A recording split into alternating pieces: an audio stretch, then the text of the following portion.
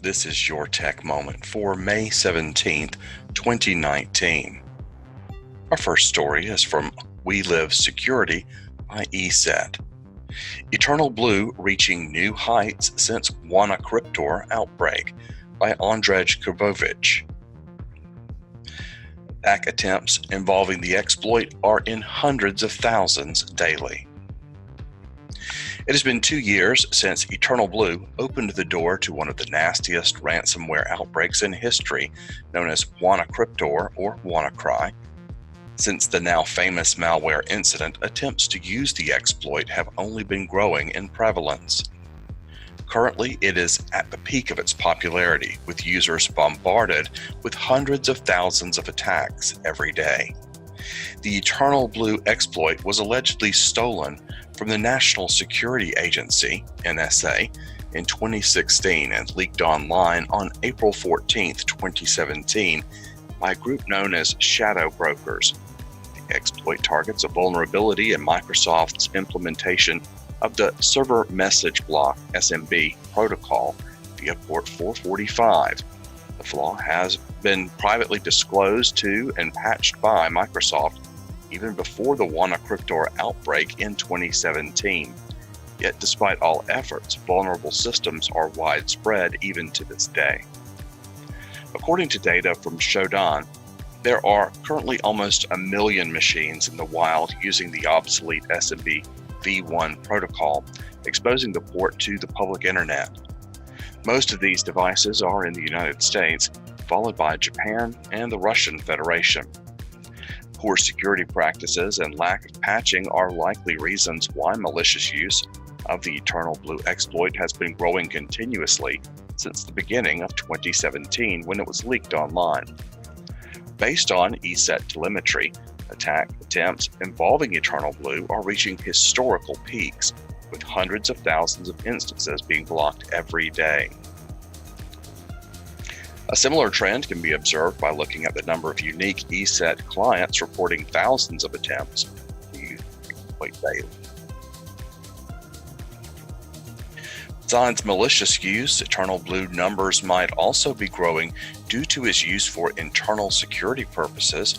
As one of the most prevalent malicious tools, this exploit can be used by company security departments as a means for vulnerability hunting within corporate networks. Eternal Blue has enabled many high-profile cyber attacks. Apart from WannaCryptor, it also powered the destructive Disk Coder, aka Petya, Not Petya, and Xpetya campaign, and the Bad Rabbit ransomware campaign in 2017. Well-known cyber espionage actors such as Sednet, aka APT28, Fancy Bear, and Sophacy were also caught using it against hotel Wi-Fi networks.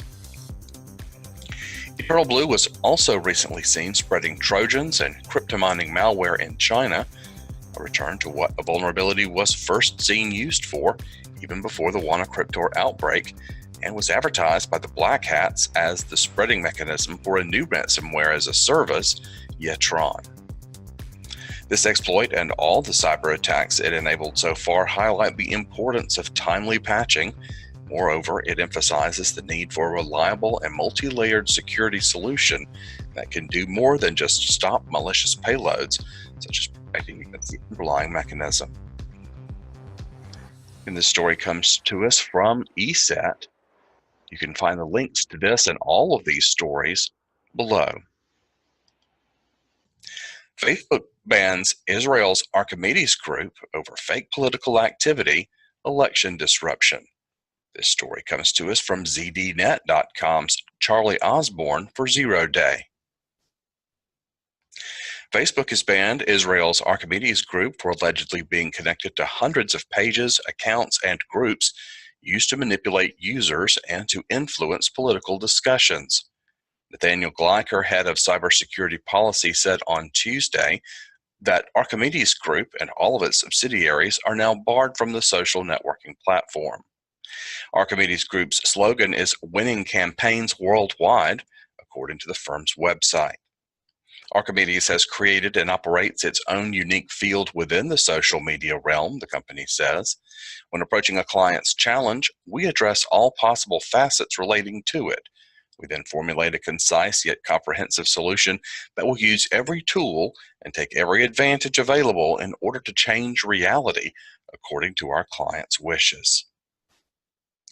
However, according to Facebook, part of the strategy in winning campaigns is to conduct coordinated, inauthentic behavior and create a plethora of fake accounts and groups, perhaps indeed to, quote, change reality, as the company claims.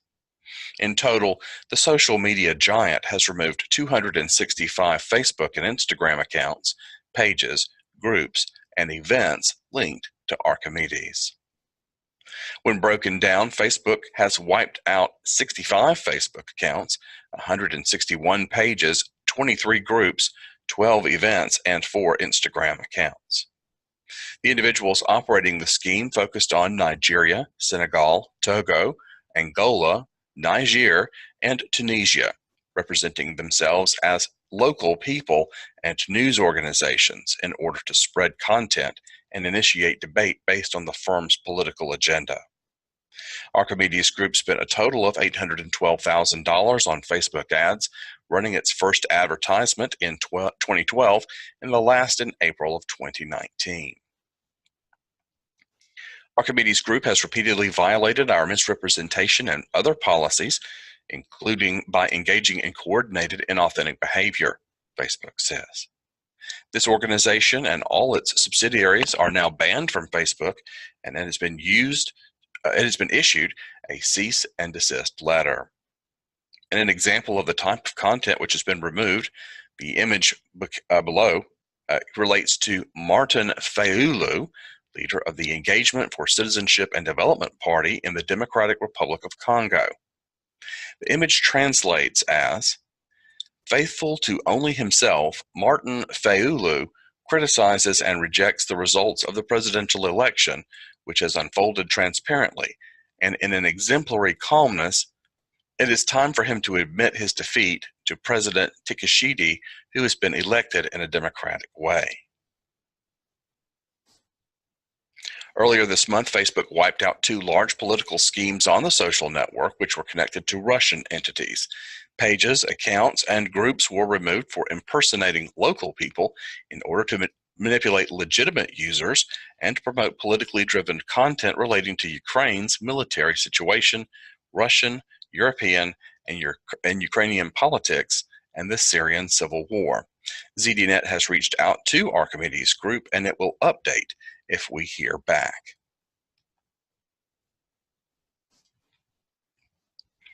Your story comes to us from security-affairs.co.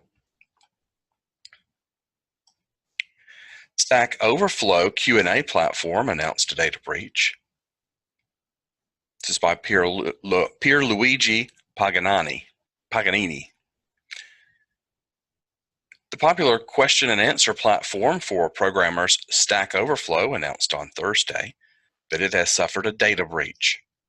The news of a data breach makes the headlines. This time, the victim is the popular Q&A platform for programmers at Stack Overflow. The company announced on Thursday that it has discovered unauthorized access to its production systems over the weekend.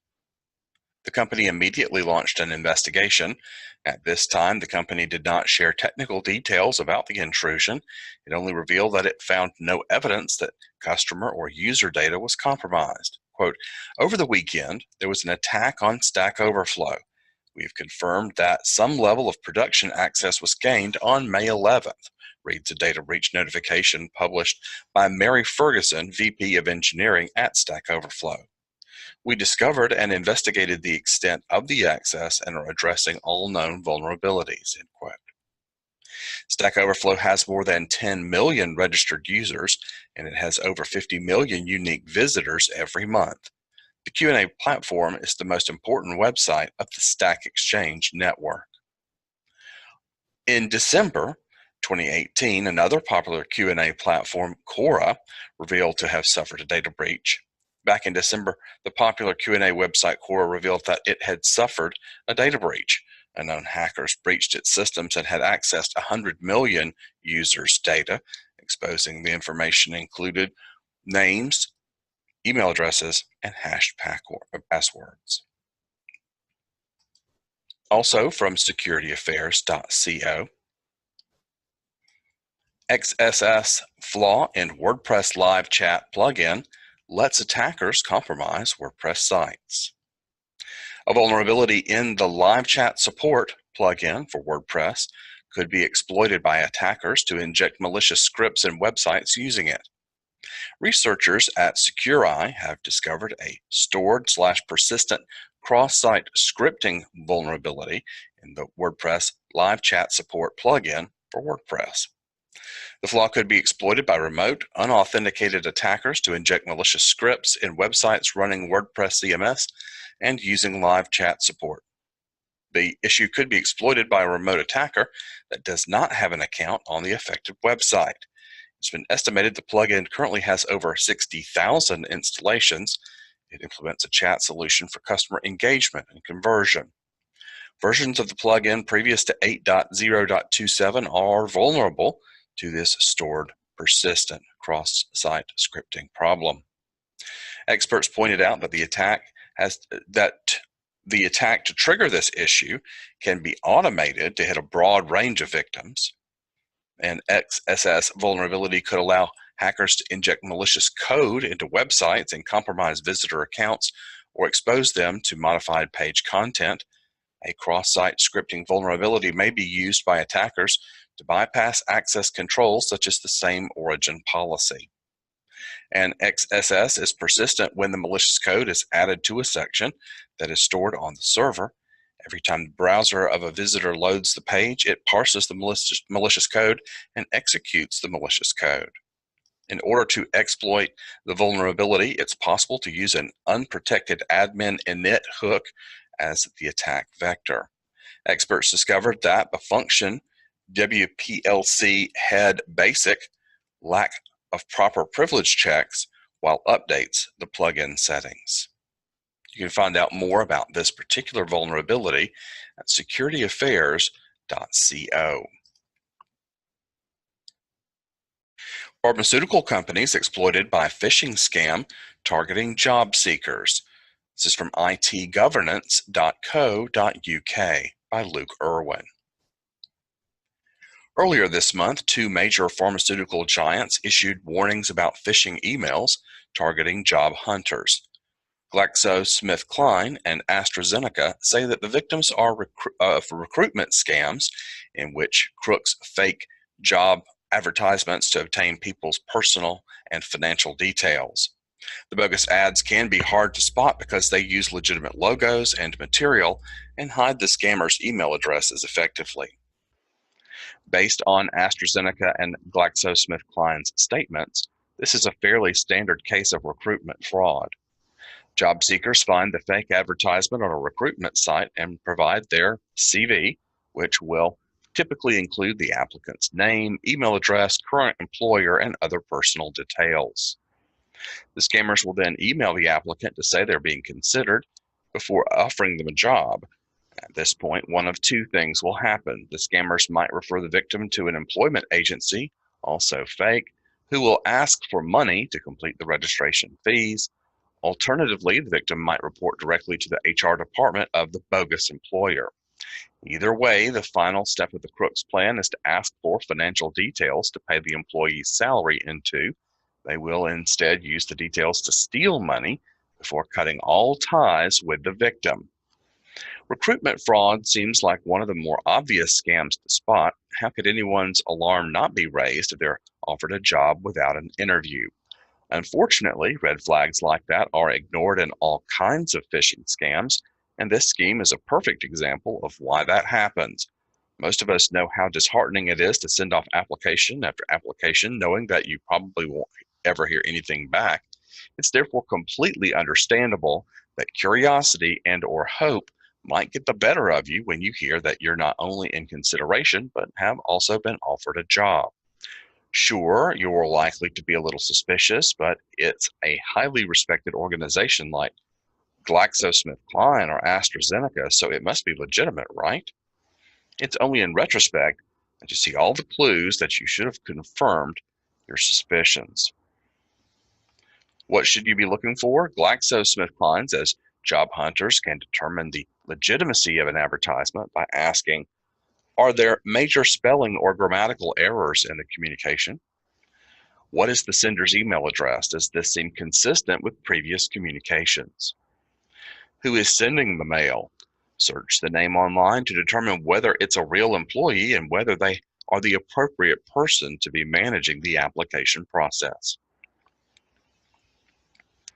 It adds that an advertisement posted by a third party isn't necessarily fraudulent, but recommends that job hunters research the company to see if they represent the organization. It's not the end of the world if you don't spot a scam during the application process. The crooks will have your contact details and any other information on your curriculum vitae, but at least they won't have your financial details. Preventing that from happening is simple, provided you remain cautious. AstraZeneca and GlaxoSmithKline remind job hunters that they would never ask for money during the recruitment process. No legitimate organization would. The latter adds that if you receive a genuine job offer of a job with us, whether the offer is made directly by us or through an agency, you will not be required to pay any money toward administration fees. We also recommend that you do not disclose personal or financial details to anyone you do not know. As is standard, GlaxoSmithKline says the interviewees or those who have been offered jobs might be asked to provide passport information or other personal identification, such as a national insurance number. If you receive and accept a job offer, you will obviously have to provide financial information. This will typically be at the same time as you sign your employee contract. However, you should only be asked for account information, which is used to deposit funds, rather than a card number, which is used to withdraw funds. The warnings issued by AstraZeneca and GlaxoSmithKline show just how big of a threat phishing poses. The methods for spotting and preventing it are the same no matter what form the scam takes, yet millions of people fall victim in both personal and work environments. When it comes to recruitment scams, it's up to individuals to protect their own data, but organizations have a lot more at stake. An employee who can't spot a malicious email is liable to hand over vast amounts of sensitive information or expose the organization to further threats. For example, most ransomware attacks are spreading via phishing emails. Organizations can tackle that threat with a Phishing and Ransomware Human Patch e-learning course. This 10-minute course explains the basics of email-based threats, showing staff how to spot and avoid phishing scams and ransomware. That comes from itgovernance.co.uk. The next article comes from helpnetsecurity.com. The largest breaches over the past 3 years have caused massive and irreparable damage.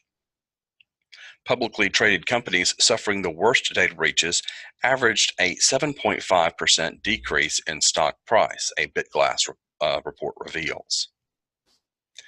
BitGlass researched the 3 largest data breaches of publicly traded companies from each of the last 3 years in order to uncover cybersecurity trends and demonstrate the extensive damage that can be done by improper security. Among the incidents, details in the Kings of the Monster Breaches report are Marriott's breach of 2018, the Equifax breach of 2017, and the Yahoo breach of 2016. The report explores the causes, repercussions, and company responses for each of these preeminent breaches. Additionally, it recaps 3 of the most significant cybersecurity incidents that affect government agencies and private companies over the last 3 years. The report's findings highlight the similarities between leading breaches and suggest that organizations have not been learning from the mistakes of their peers. Key findings are: the mean number of individuals directly affected by each breach was 257 million. To date, these breaches have cost their companies an average of $347 million in legal fees, penalties, and remediation costs and other expenses. Average post-breach market cap decrease was $742 million. This excludes the outlier Facebook breach, which lost $43 billion in market cap. It took an average of 46 days for the company's stock prices to return to their pre-breach levels. Equifax's stock price still has yet to recover. The, quote, the largest breaches over the past 3 years have caused massive and irreparable damage to large enterprises and their stakeholders around the globe, unquote, said Rich Campagna, Chief Marketing Officer of BitClass. It should serve as a stark warning to organizations everywhere. If massive companies with seemingly endless resources are falling victim to external attacks, then companies of all sizes must remain vigilant in their cybersecurity efforts. It's only by taking a proactive approach to security that breaches can be prevented and data can be truly kept safe.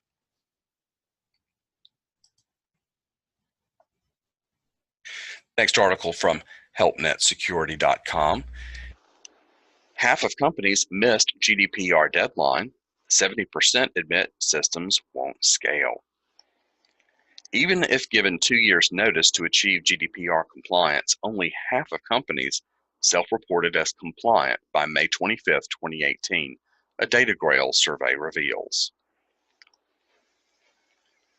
The age of privacy, the cost of continuous compliance.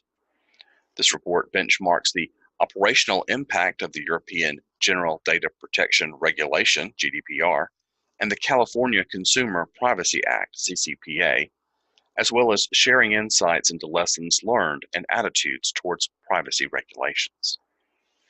DataGrail surveyed more than 300 U.S. privacy management decision makers, including IT, operations, security, legal, and risk and compliance professionals. Quote, businesses without a European presence were not impacted by the GDPR. However, with the CCPA fast approaching, U.S. businesses without GDPR are experiencing the same challenges that multinational companies did with GDPR, said Daniel Barber, co-founder and CEO of DataGrail. Most companies reported taking at least 7 months to achieve GDPR readiness, but now with CCPA only 7 months away, they realize their systems will not support CCPA and other forthcoming privacy regulations. Companies will need to integrate and operationalize their privacy management to avoid the time-consuming and error-prone manual processes to comply with these regulations. GDPR compliance took longer than expected. Only half of companies achieved self-reported compliance before the May 25, 2018 deadline. Most companies took 7 months or longer to achieve readiness. Even GDPR readiness is costly. 2/3 of companies assigned dozens or even hundreds of employees to manage GDPR compliance. Based on survey results, it's likely the average organization spent 2,000 to 4,000 hours in meetings preparing for GDPR, more than a full year of work. Half of privacy management decision makers spend at least 80 hours personally preparing for GDPR and another 80 hours to sustain compliance, also a full month of work. Privacy rights requests are time-consuming and error-prone. Half of companies use manual processes to manage GDPR privacy rights requests, such as the right to be forgotten. 2/3 of companies have processed at least 100 requests in the past year across dozens of business systems and third-party services, and most of them have at least 25 employees involved in request management. That's thousands of touch points with the potential to introduce human error. The overwhelming majority of privacy professionals are working to reduce the risk of manual error in these requests. CCPA compliance programs face the same challenges as GDPR programs.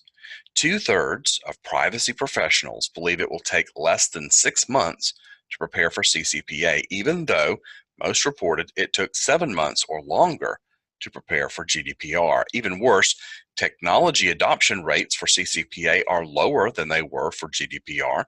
Companies are primarily training employees to manage privacy regulations, increasing cost and risk of ongoing compliance. Companies will be challenged by the future of privacy regulations. Most companies are approaching privacy regulations on a case-by-case basis. 2/3 of privacy professionals agree the systems they have put into place will not support new regulations.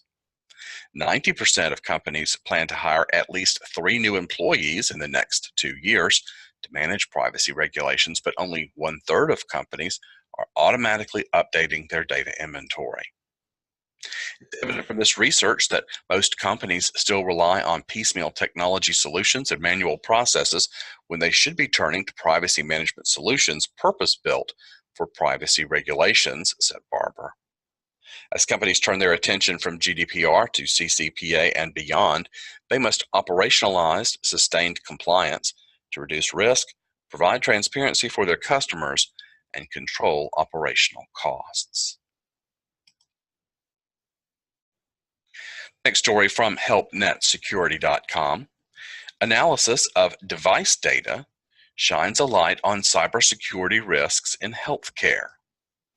The convergence of IT, IoT, and OT makes it more difficult for the healthcare industry to manage a wide array of hard-to-control network security risks.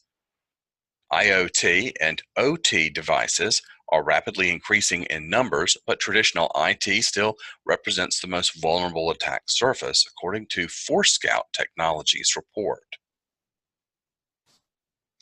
Forescout Technologies announced insights from 75 real healthcare deployments with more than 10,000 virtual local area networks and 1.5 million devices contained within the Forescout device cloud, with a specific focus on 1,500 medical VLANs with more than 430,000 devices. Forescout researchers found that the most common devices on medical networks are still traditional computing devices, 53%, followed by Internet of Things devices, 39%, including voice over IP phones, network printers, tablets, and smart TVs. OT systems, including medical devices, critical care systems, building automation systems, facilities, utilities, and physical security, comprise 8% of the devices on medical networks.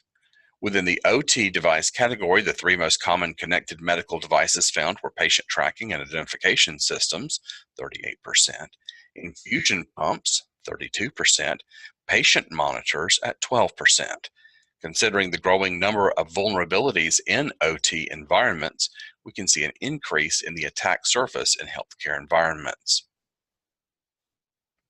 The Forescout Device Cloud report highlights that 71% of Windows devices within these healthcare deployments are running Windows 7, Windows 2008, or Windows Mobile, with Microsoft support planned to expire on January 14, 2020. Running unsupported operational systems poses a risk that may expose vulnerabilities and has the potential to impact regulatory compliance. The diversity of device vendors and operating systems present on medical networks adds to the complexity and increases security challenges. Forescout's research found that 40% of healthcare deployments had more than 20 different operating systems. When looking at the different types of operating systems found on medical VLANs, 59% were Windows operating systems and 41% were a mix of other variants, including mobile, embedded firmware, and network infrastructure, and many more. In addition, more than 30% of healthcare deployments had 100 or more device vendors on their network. Patching in healthcare environments, especially acute care facilities, can be challenging and require devices to remain online and available. Some healthcare devices cannot be patched, may require vendor approval, or need manual implementation by remote maintenance personnel. Read more about this story at helpnetsecurity.com. Next story comes to us from infosecurity-magazine.com. Critical Vulnerabilities in Cisco Products by Casey Zerkis. A high-risk vulnerability in Cisco's secure boot process was disclosed earlier this week by Cisco and Red Balloon Security and is believed to have affected an estimated 100 or more devices.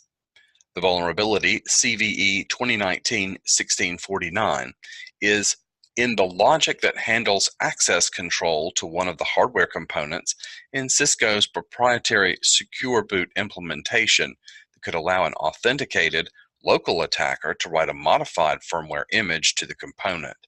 This vulnerability affects multiple Cisco products that support hardware-based secure boot functionality, Cisco reported. Additionally, Cisco reported that another vulnerability, CVE 2019-1862, is the web-based user interface of Cisco iOS XE software could allow an authenticated remote attacker to execute commands on the underlying Linux shell of an affected device with root privileges.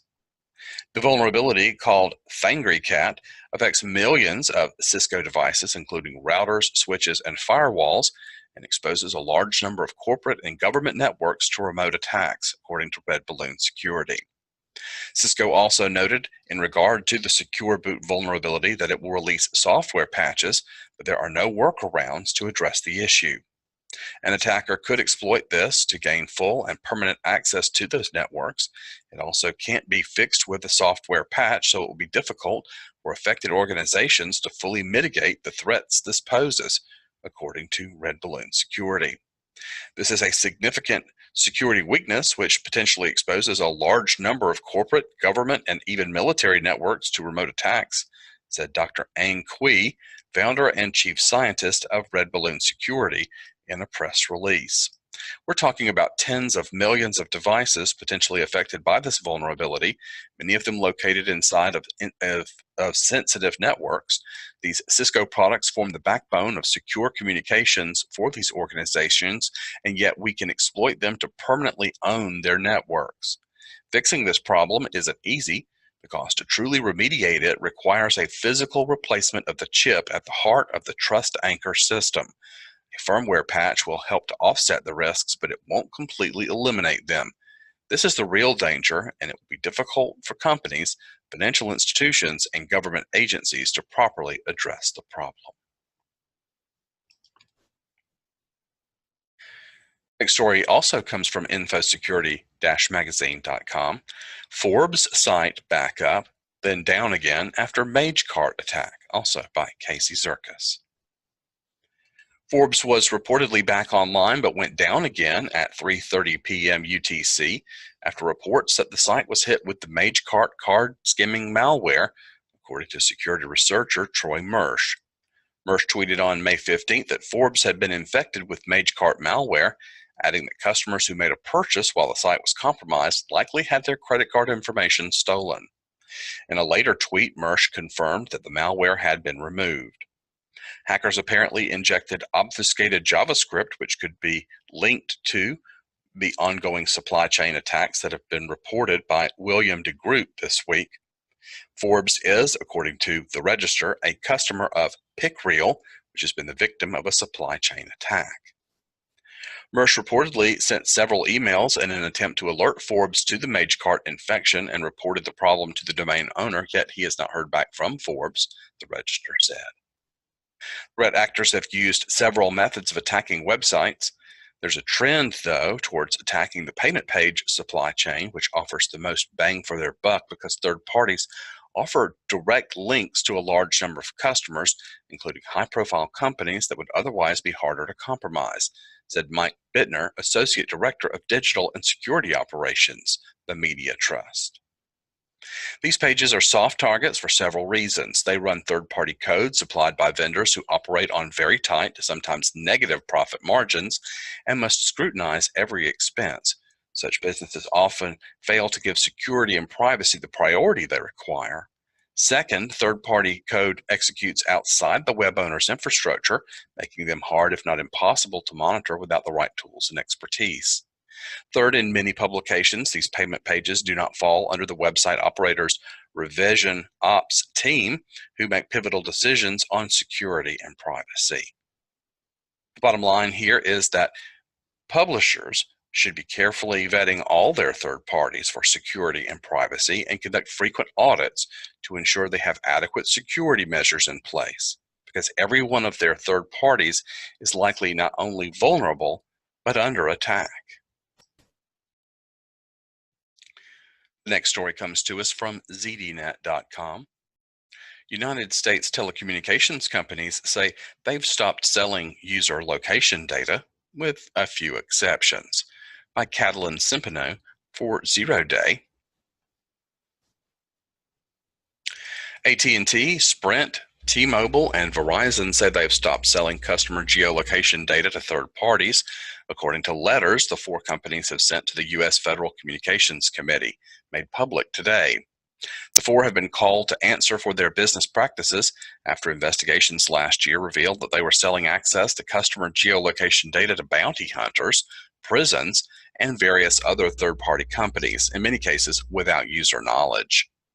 Now, following an official request from the FCC sent out at the start of the month, U.S. telcos say they've stopped, with a few exceptions. AT&T. As of March 29, 2019, AT&T stopped sharing any AT&T customer location data with location aggregators and LBS, that's location-based service providers, AT&T said in its letter. Our contracts require all parties who have received AT&T location customer data in connection with those arrangements to delete that information, and we're verifying that they have done so, subject to any of their preservation obligations, the company said. The only third parties accessing AT&T's user location database are 911 emergency services and app developers for services like ride-sharing services. It claims these are legal and highly controlled cases. Sprint. As of May 31st, 2019, Sprint will no longer contract with any location aggregators to provide location-based services, the company said. Sprint is currently only using one location aggregator to provide LBS to two customers with a public interest, a provider of roadside assistance for Sprint customers, and a provider that facilitates compliance with state requirements for a lottery that funds state government. T-Mobile. As of February 2nd, 2019, T-Mobile terminated all service provider access to location data under the program, and T-Mobile terminated its location-based service contracts with the location aggregators effective March 9th, 2019, T-Mobile said. T-Mobile location data contractors were notified of the company's intentions since October 26th, 2018, in light of the Securus incident. In its letter, the company also tried to downplay its former practice of selling location data by saying it was always relatively small. Verizon. As for Verizon, the company said it terminated its location aggregator program in November of 2018. Four roadside assistance companies were allowed to use the service into 2019, but those arrangements were terminated at the end of March 2019. Just like AT&T, Sprint, and T-Mobile, Verizon said that at no point any of its partners received information from the National Emergency Address Database, the system that provides location data to 911 services across the United States.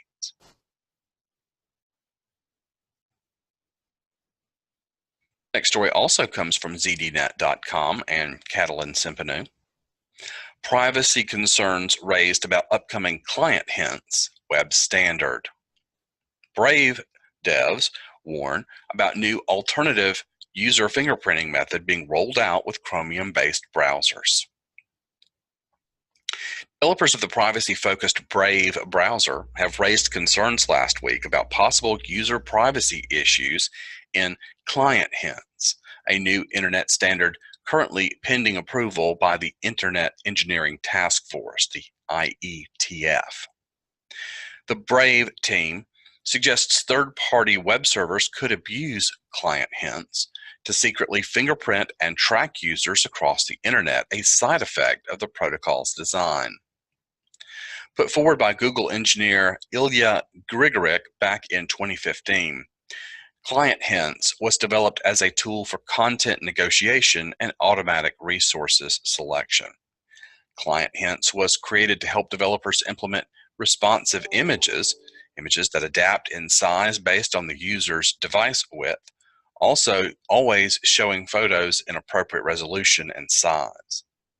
The initial version of Client Hints was supposed to provide a way for browsers to share information like screen width, viewport width, and device pixel ratio with servers even before a website was going to get loaded and without running JavaScript inside the user's browser first. The idea was to have a mechanism at the HTTP header level that would share this information so servers could provide images at the optimum size to a browser with minimum delay and content negotiation. Under the Client Hints standard, the whole process starts with servers sending an HTTP header to a browser in the initial moments of when a user is first accessing a site and before the actual web page is sent to the user's device. The server asks for Client Hints, and the browser replies with an HTTP header containing the currently supported browser details, which is the Client Hints. The browser can't refuse a Client Hint request and will automatically answer any request it receives from a domain it is trying to access.